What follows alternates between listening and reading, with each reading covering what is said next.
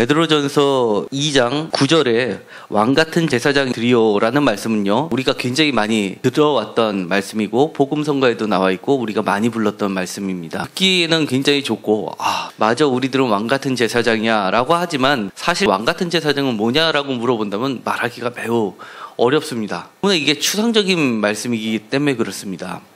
그리고 실제로 우리가 성경을 이렇게 읽어보더라도 구약에 왕같은 제사장이 없습니다. 왕같은 제사장이 혹시 머릿속에 떠오르시는 분이 계신가요? 다윗은 그저 왕이었죠. 솔로몬도 왕입니다. 모세는 왕같은 제사장처럼 보이지만 사실 모세도 선지자입니다. 그에게는 제사장이 따로 있었죠. 아론입니다. 대제사장입니다. 대제사장의 시초가 됐던 아론이 있었기 때문에 모세는 선지자였습니다. 그럼 왕은 누구였습니까? 모세 시대 왕은 하나님이셨습니다. 하나님이 왕으로 다스리던 시대에서 처음으로 왕이 나왔을 때 그것을 굉장히 부정적으로 여겼던 선지자가 있었습니다. 사무엘 선지자고, 사울을 왕으로 세울 때도 굉장히 부정적으로 어쩔 수 없이 백성들의 요구를 들어줘야만 됐던 마음이 아팠던 선지자이기도 합니다. 그리고 우리가 기억 속에 사실 마지막 선지자는 아니지만 마지막 선지자처럼 느껴지는 그런 존재였습니다. 왜냐하면 전에는 모세처럼 선지자들이 왕 위에서 왕을 견제하는 뚜렷한 세력이었는데 불구하고 그 이후의 선지자들은 언제나 왕에게 휘둘리는 듯한 느낌을 받았습니다. 심지어는 선지자가 왕에게 옥에 갇히는 그런 사태까지 벌어졌고요. 그것이 대표적으로 바로 예레미야 선지자입니다. 그리고 죽음을 당한 선지자들도 많았습니다. 그처럼 왕이 다스리는 시대, 하나님이 왕이 다스렸을 때하고 인간이 왕으로 다스렸을 때는 백성들이 느끼는 현실은 우리가 생각하는 저런 왕같은이라는 이미지하고는 무척 다른 현실이었던 것입니다. 그러면 도대체 왕같은 제사장은 무엇일까요? 구약시대에는 보이지 않지만요, 예수님 시대와 구약시대의 그 중간이라는 우리가 중간사에 보면 마카비 왕조라고 있습니다. 마카비 왕조에서는 왕같은 왕이면서 동시에 대제사장인 사람이 3명이 나옵니다.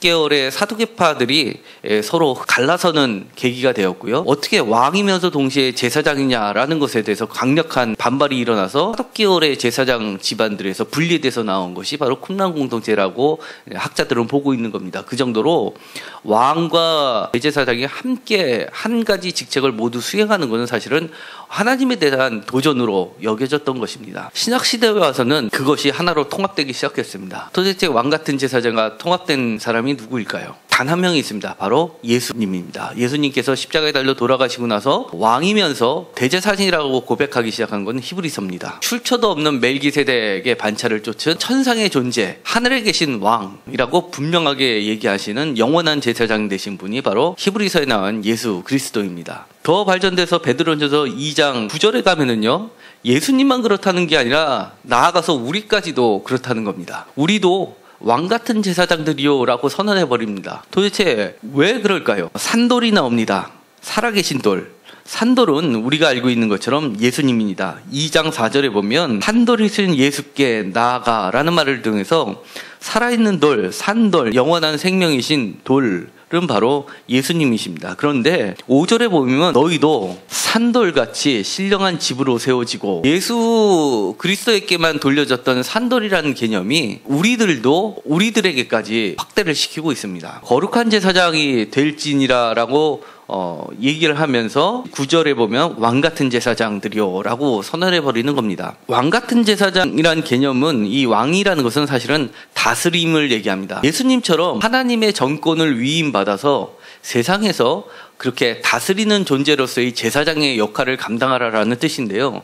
그러면 대제사장이란 개념이 과연 무엇일까? 왕이란 개념은 다스린다는 개념으로 이해하면 된다 치더라도, 그러면 제사장의 개념은 과연 어떻게 이해를 해야 될까라는 부분이 또 하나의 숙제가 되고 있는 겁니다. 제사장 그러면 사실은 목회자를 흔히들 생각합니다. 그런데 이 베드로 전서 2장 9절을 보면은요, 너희도 라고 하는 말면은 그리스도인 모두를 지칭하는 말이지, 목회자 목사격에 들어가는 예를 들어서 일곱 집사라든지 사도들이라든지 제자들만을 지칭하는 것은 확실히 아닙니다. 이것은 그리스도를 구주로 고백한 크리스찬들 모두에게 적용되는 말씀입니다. 그러면 우리들도 제사장에 대한 개념을 가질 필요가 있는데요. 대제사장들만이 가졌던 아주 독특한 것이 있습니다. 출애굽기 28장에 가면 성전 이전의 성막, 천막이죠. 성막에 대한 여러 가지 모형들을 그려지고 있고요. 제사장의 옷에 대한 규정들이 나와 있습니다. 1절에 보면 나를 섬기는 제사장 직분을 행하게 하라라고 하면서 아론과 아론의 아들들을 불러드립니다. 2절에 보면 거룩한 옷을 지어 입히시고요. 3절에 보면 마음에 지혜 있는 자, 곧 내가 지혜로운 영으로 채운 자들에게 아론의 옷을 지어 입혀서 거룩하게 만들라라고 합니다. 제사장 직분을 감당하게 할 때는 거룩한 옷을 입혀야 되는데 우리는 지금 예수 그리스도의 옷을 입는 것으로 거룩한 옷을 입는 거로 영적으로 해석을 하고 있습니다. 지혜로운 영으로 가득 차는 것은 성령으로 가득 찬 것을 얘기를 하고요. 특별히 15절에 보면은 독특한 게 하나 나옵니다. 이거는 대제사장들만이 갖고 있는 건데요. 판결흉패라는 가슴바지 정사가 경으로 된 판입니다. 15절부터 30절까지 기록이 되어 있는데요. 16절에 보면은요, 네모 반듯하게 만든 겁니다. 21절에 보면 그 네모 반듯한 판의 가슴에 흉이라는 건 가슴 흉자를 쓰는 거고, 패는 상패할 때 그런 패죠. 21절에 보면 판에 보석들을 12개를 박는데요. 그 보석들의 이름은 18, 19, 20절에 나와 있고요. 그 12개의 보석에 이스라엘 아들들 이름대로 12를 보석마다 새기는데요. 도장을 새기는 법으로 새겨서 순금으로 된 걸로 붙이고, 29절에 보면 판결 흉패라고 합니다. 가슴에 붙이고 여호와 앞에 영원한 기념을 삼으라고 하면서 그 안에 우림하고 둠밈이라는 판결 흉패 안에 넣는 자그마한 돌 2개가 있습니다. 그래서 우림과 둠밈을 각주 그 밑에 보시면요, 우림은 빛이라고 표현하고 있고 둠밈은 완전함이라고 표현하고 있습니다. 마치 제비뽑기식으로요. 우림과 둠밈은 하나는 검정색, 하나는 흰색으로 학자들은 보고 있는데요. 사실 우림과 둠밈이 지금까지 남아있지는 않습니다. 그 당시에 했던 걸. 그렇지만 전승을 통해서 그렇게 이해를 하고 있고요. 그래서 어떤 중요한 판결을 할 때 선택을 해야 될 때 2가지 안건을 놓고 하나님께 여쭌 다음에 대제사장이 기도한 다음에 우림이 걸리든 둠밈이 걸리든 검정색에 해당하는 거, 흰색에 하는 것을 안건 둘 중에서 하나를 선택해가지고 결정을 하는 그런 역할을 했었습니다. 굉장히 중요한 건데 판결 흉패는요, 대제사장만이 갖고 있는 겁니다. 16절에 보면 네모 반듯하게 만들라고 하고요. 가슴에 붙이라라고 되어 있습니다. 30절에 보면 성전의 물건들 중에서 네모 반듯한 게 몇 개가 있습니다. 대표적으로는요, 번제단이 네모 반듯합니다. 가로 세로만 갖고 높이는 틀립니다. 평면으로 봤을 때 네모난 거는 다 태우는 번제단 네모났고요. 분향단 같은 것도 네모났고요. 제일 중요한 거는 지성소가 네모났습니다. 이 네모났다는 얘기는 4라는 것은 상징적인 숫자인데요. 동서남북 4방을 얘기하는데요. 큰 세상을 뜻하는 겁니다. 네 방향이 가로 세로가 같다는 얘기는 그들이 이해하는 것은 공정을 이야기합니다. 공평하고 공정한 것을 얘기합니다. 그러니까 판결을 할 때 공정하고 공평하게 하고 한쪽으로 치우치지 말라라는 뜻을 갖고 있고요. 다른 데다 붙이는 게 아니라 바로 이 가슴에 붙이라는 거고요. 그 가슴 안에 붙인 거는 12개의 보석이 있는데 이스라엘 지파들의 이름들이 도장처럼 새겨져 있습니다. 그러니까 도장처럼 새겨져 있다는 것은 지우지 못할 정도로 분명하게 새기라는 것이고요. 그 다음에 보석과 같은 거는 그 정도로 귀중한 존재라는 것을 얘기합니다. 그리고 이 보석 12가지 보석은요, 요한계시록에 가면 새하늘과 새 땅이 열리고 새 성전이었는데 바닥에 깔린 돌, 그 다음에 성전의 기초석, 그 다음에 성전을 지었던 돌들이 바로 이 12보석으로 이루어져 있습니다. 그러니까 이 12보석이라는 것은 하나님의 영광을 대변하는 거고요. 하늘의 보좌가 나타나는데 하나님이 계신 하나님의 보좌가 나오는 빛의 색깔을 보면은요, 이렇게 12가지 12색깔은 아니지만 12가지에 들어가 있는 색들을 통해서 하나님의 영광을 그려내고 있습니다. 주로 청색이 많이 들어가 있는 것은 그 하늘을 상징하고요. 그래서 하나님이 하늘에 계시다는 그런 거를 간접적으로 나타내고 있습니다. 가슴에 붙인다는 것은 무엇일까요? 왜 이거를 머리에 붙이지 않고 가슴에 붙이라고 그랬을까요? 머리로만 판단하지 말고 가슴으로 판단하라는 얘기입니다. 사랑이 전제가 돼서 그들을 아끼는 마음으로 그들을 판단하라는 거고, 정죄의 개념이 아니라 사랑하는 자식, 내가 도저히 지울 수 없는 자녀들을 색인과 같이 이끌어라라는 개념입니다. 이스라엘 자손들의 12 이름이 새겨진 거는 또 제사장의 옷 중에서 28장 6절에 보면 에봇이라는 것은 제사장의 옷입니다. 7절에 보면 제사장의 옷 에봇 위에 어깨바지를 만드는데요. 양쪽에 호마노라는 보석으로 만든 견장 같은 걸 답니다. 거기에 12지파의 이름들을 새겨 넣습니다. 도장처럼. 12지파 아들들의 이름들이 들어가 있는 데는 가슴과 어깨입니다. 제사장의 어깨는 성전에 중요한 것을 메고 다닐 때 쓰는 겁니다. 발 밑에 쓰라는 것도 아니고 지배하라는 것이 아니라요. 하나님을 모시듯이 그들을 소중하게 여기고 지지해 주라는 뜻입니다. 왕 같은 제사장의 의미라는 것은 하나님이 다스리는 것처럼, 하나님이 다스렸다는 건 뭡니까? 예수님께서 이 땅에 오셔서 가난한 자, 불쌍한 자, 소외된 자, 병든 자들을 치유하고 위로해주고 고쳐주셨던 그런 다스림으로 다스리는 제사장이 되라는 것이고요. 12지파의 이름을 가슴판에 새긴 것처럼 그들에게 옳은 길을 제시해줬던 것처럼 우림이 바로 빛이고 둠밈이 바로 완전함을 상징하는 것처럼 그렇게 그들을 올바르게 이끌어주는 제사장이 되라는 겁니다. 그렇게 해서 최종적으로 그들을 산돌이신 예수께 이끄는 존재들이 되라는 겁니다. 그것이 베드로 전서 2장 9절에 나왔던 왕 같은 제사장의 의미 중에 하나가 될 수 있습니다. 그림을 보여드리도록 하겠습니다. 뒤에 흰색 옷으로 입은 사람은 일반 제사장인데요. 이 파래한 옷을 입은 사람은 바로 대제사장입니다. 대제사장만이 갖고 있는 게 있습니다. 그 중에 하나가 바로 이 흉패인데 12가지 보석이 있고요. 이거를 가슴에 붙인 겁니다. 그리고 이 금태를 들은 것은 그만큼 순결하다는 뜻이고 그 안에 우림하고 둠밈이 들어가 있는 거고요. 대제사장만이 갖고 있는 머리에 두건에 서 있는 금띠인데요. 굉장히 중요한 유물 중에 하나로 발견이 됐습니다. 여기에는 여호와께 성결 거룩하다 말이 써 있습니다. 카도시 야훼라고 써 있는데요. 아론의 대제사장을 거룩하게 하라라는 뜻이고요. 가슴판에 새기는 거고요. 띠를 띠고 있는 건데 이 띠는 진리의 띠라고 신약성서에서 얘기를 하죠. 밑에 이렇게 장식들이 있는데 흰 모양하고 그 옆에 종들이 달려 있습니다. 제사를 드리다가 잘못 드려가지고 죽은 두 아들이 있었죠. 그거를 방지해서 그 다음부터는 방울을 달고선 끈을 붙여가지고 살았나 죽었나를 돼서 확인하는 그런 것들이었고요. 대제사장의 예복에는 머리에 쓰는 관이 있고요. 금띠가 있습니다. 어깨에 붙이는 양쪽에 이스라엘 사람들의 12사람의 이름이 들어가 있고요. 가슴에 흉패가 붙여 있습니다. 이 옷을 에봇이라고 하고요. 버덧이 있고 속옷이 있고 석류의 모양이 되어 있습니다. 이 석류는 성전에도 들어가 있는 아주 귀한 과일 중에 하나입니다. 굉장히 시큼하니까 비했을 수밖에 없고 침이 많이 고이니까 갈증을 해소하는데 아주 귀한 거였고 약재로도 쓰였었던 겁니다. 보물들의 이름을 보면 아까 나와 있는 것처럼 홍보석, 석류석, 녹조, 황옥, 홍마노, 벽옥이 있는데 우리가 보면 벽옥처럼 푸르다 이런 얘기도 하죠. 흉패에 보석들이 붙었는데 지파의 이름을 새겨 넣었는데요. 왕 같은 제사장이라고 하면은 이런 뜻으로 이해할 수가 있습니다. 저 같은 경우에 이 가슴 속에 지워지지 않을 정도로 새겨 넣어야 될 이름들이 있는 겁니다. 그게 바로 성도들의 이름이겠죠. 사랑하는 가족도 있겠지만 성도들의 이름을 가슴판에 새기고 언제나 그들을 올바른 길로 가게 주님으로 이끌어주는 사람, 제사장의 직분을 감당하는 거고요. 만약에 성도님들 같은 경우는 이 가슴판에 늘 새겨 있는 사람, 도장처럼 새겨져 있는 사람들 있죠. 내 아들, 내 딸, 내 부인, 이런 사람들, 가족들, 내 부모님, 이런 사람들은 기본적으로 새겨져 있을 겁니다. 나머지 빈자리는 무엇으로 채워넣겠습니까?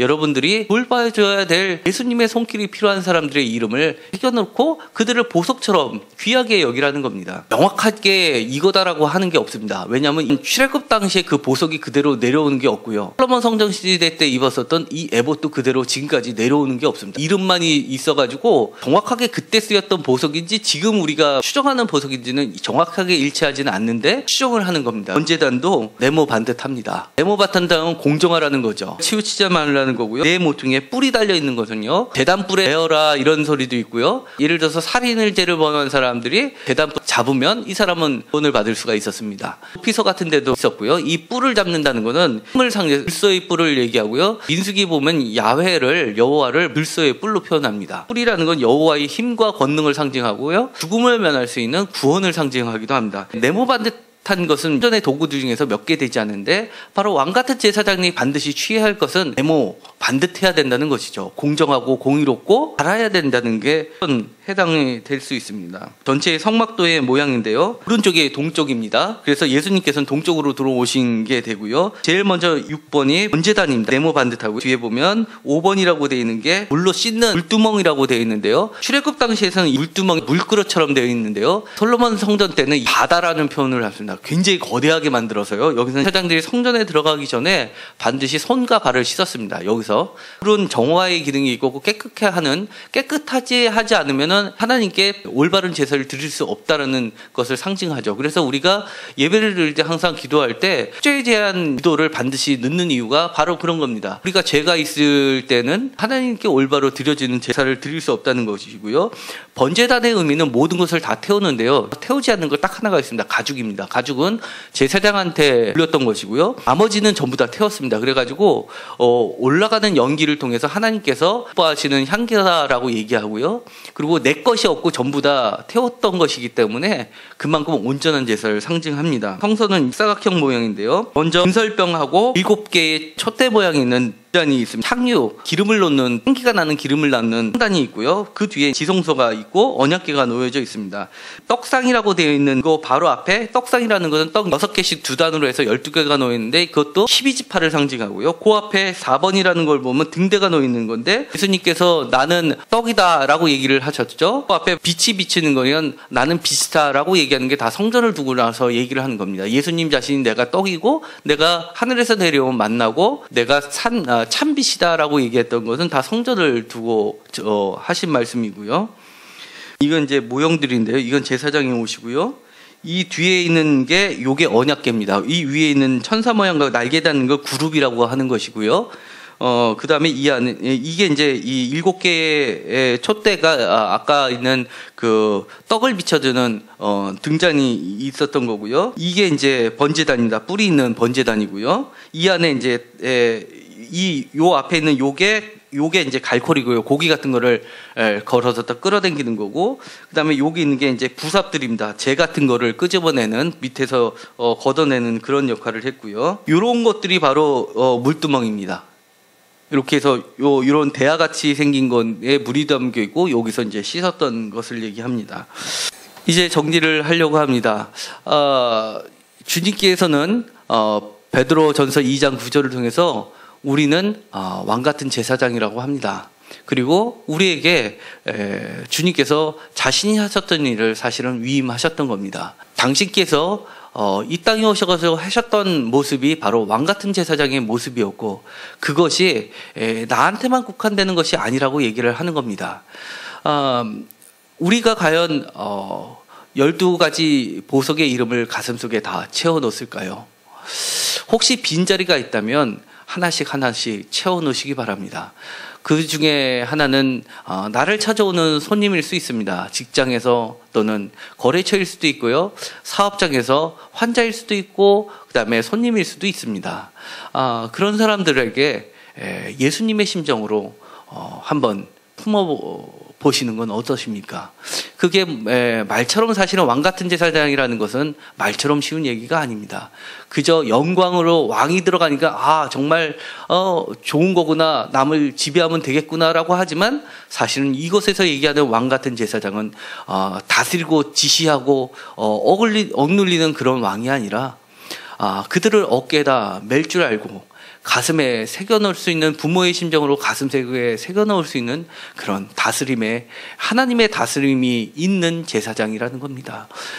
그거는 결코 쉽지 않을 겁니다. 저도 과연 언제까지 그런 왕같은 제사장으로서의 성직자의 길을 갈 수 있을런지 사실은 자신이 없지만 노력을 할 겁니다. 저와 여러분 모두가 주님 앞에 서는 날까지 끝까지 노력하는 그런 자들이 되고, 결국은 주님께서 그래, 너가 바로 왕같은 제사장이었어 라고 기뻐 맞이해 주실 때까지 끝까지 노력하는 자들이 되기를 간절히 소망합니다. 기도하고 마치기로 하겠습니다. 하나님, 저희가 지금까지는 왕같은 제사장이요 라고 노래를 많이 불렀습니다. 그저 추상적으로만 느껴져 왔던 것을 이제는 구체적으로 받아들일 수 있게 하시고 내 가슴 속에 품어야 될 사람들을 품게 하시고 그들을 어깨에 메고 마음속에 새기고 그들을 올바른 길로 주님 산돌이신 주님 앞으로 그들을 이끄는 그런 제사장의 역할을 감당하는 삶이 되게 하여 주시옵소서. 예수님의 이름으로 기도드렸습니다. 아멘.